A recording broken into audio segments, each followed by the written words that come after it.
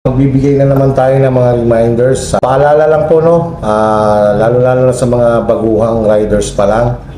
Okay, so bago po tayo magmaneho ng motor, kailangan po ay siguraduhin natin na dala po natin yung sinasabing disiplina sa sarili.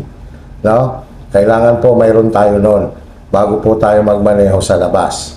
At the same time, syempre po, dapat po mayroon tayong license, no, na may category or may code ng motorcycle. Kung halimbawa po ay manual ang inyong code, category ng manual, so pwede pong mag-drive ng automatic.